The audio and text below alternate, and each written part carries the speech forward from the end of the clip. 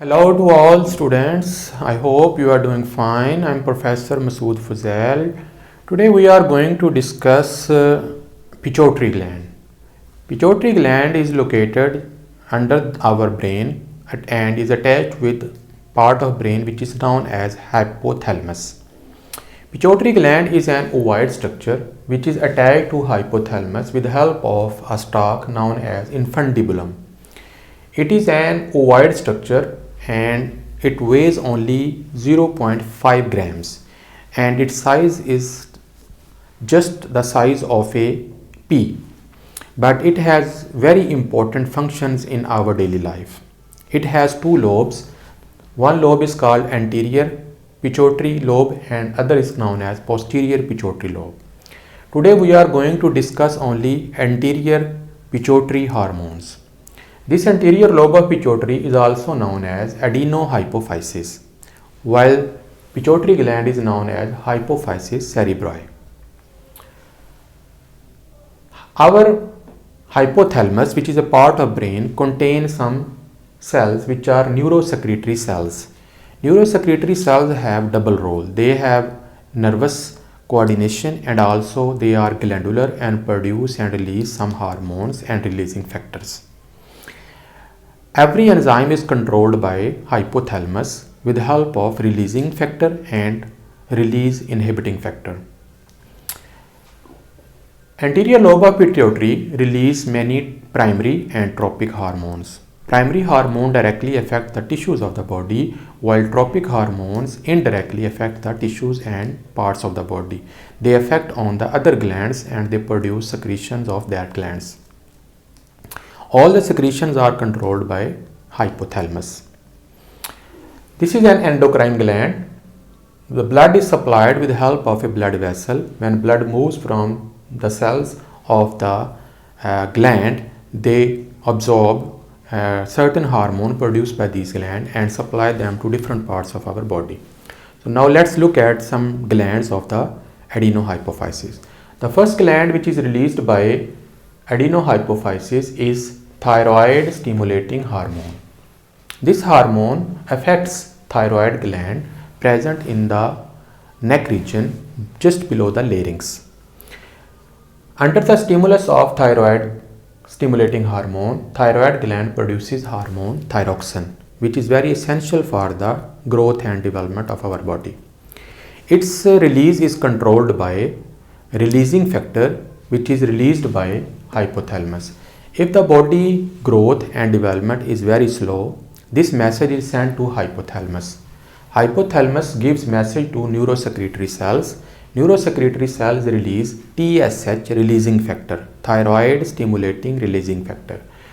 This factor passes down from hypothalamus onto the adenohypophysis and stimulate the cells of anterior pituitary to produce TSH.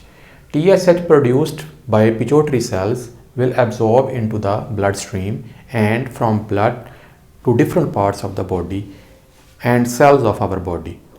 These cells of our this hormone TH from the blood affects the thyroid gland of our body. Thyroid gland under the stimulus of TSH produces hormone which is thyroxine.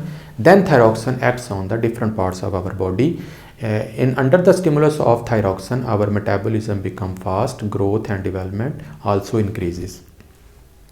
But there are some other problems. If too much thyroxine is produced or too much TSH is released from the pituitary, then the growth and development will be very fast. And in this case, gigantism will occur. In this condition, height of the person will be abnormally long. And if there is under secretion of TSH, thyroid stimulating hormone or thyroxine, then the growth and development will be very slow. In this case, the condition is known as dwarfism, in which the body height is very abnormally low. For example, my growth has been taken because I am old enough, and at this age, if my body produces too much thyroxine or thyroid stimulating hormone, I cannot grow anymore further. My bones and muscle cannot grow, but instead a condition known as acromegaly will take place. In this condition, my hands, my jaws and my feet, like extremities of the bodies, will enlarge. So every hormone should be secreted in a normal amount. So that is why there are two factors, releasing factor and release inhibiting factor. If hormone is producing too much, release inhibiting factor will control it. And this all control center is present in the hypothalamus and neurosecretory cells. Second hormone of the anterior pituitary adenohypophysis is adrenal gland. Pituitary gland produces a hormone which is known as adrenocorticotropic hormone, ACTH. When our body faces a stress condition like severe cold, severe heat, severe infection, fright and infection, then message is sent to hypothalamus that body has very emergency situation and very stressful situation. Under this stressful situation, hypothalamus orders neurosecretory cells. Neurosecretory cells release ACTH, adrenocorticotropic hormone releasing factor. This releasing factor will come down towards adenohypophysis cells. These cells under the stimulus of releasing factor produce ACTH. ACTH is entered into the blood. This blood will go to adrenal glands. Under the influence of adrenal ACTH, adrenal cortex, it has two regions, medulla and cortex. The cortex region of the adrenal gland will produce a hormone which is known as cortisol, which is a stress hormone. This will enhance the body's output and will help to fight the stress, infection, heat, cold. When the stress is over and body is in normal position, then again message is sent to hypothalamus. Hypothalamus will release inhibiting factor. This release inhibiting factor from neurosecretory cells reach cells of the anterior pituitary, and anterior pituitary will stop producing ACTH hormone and body will not become normal. Any deficiency or underactivity or overactivity of this hormone may leads to many metabolic changes which we will discuss in adrenal glands. Now let's look at the one other gland of the anterior pituitary. There are two glands which affect on the bones and muscles. These hormones are known as somatotropin hormone STH and growth hormone GH. Both of these glands are released from pituitary gland and their releasing factor is in hypothalamus. And these hormones affect on the bones to increase their length, ossification and cartilage formation, while they affect on muscles to increase the size of the muscle and also on ribosomes to produce more protein. So in this way, both of these hormones helps us to increase the height and weight of our body by growing bones and muscles. The next hormone produced by anterior pituitary is prolactin. Prolactin hormone is produced mostly in females, which affect on the mammary glands for the production of milk after the birth of a child. Remember that oxytocin hormone only is used for ejection of milk, while prolactin hormone is involved in the production of milk. Other two hormones released from pituitary gland, anterior pituitary, affect on ovary and testes, which are male and female gonads. These hormones are follicle stimulating hormone FSH and luteinizing hormone.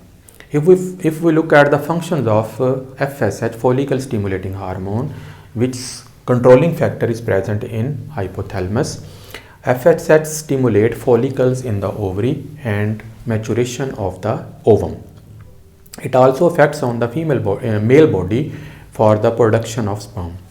If we look at the function of luteinizing hormone in female, luteinizing hormone causes ovulation and luteinizing of the follicle cells, which develop a structure known as corpus luteum, then later which produces progesterone hormone, which is very essential for the reproductive cycle of the female.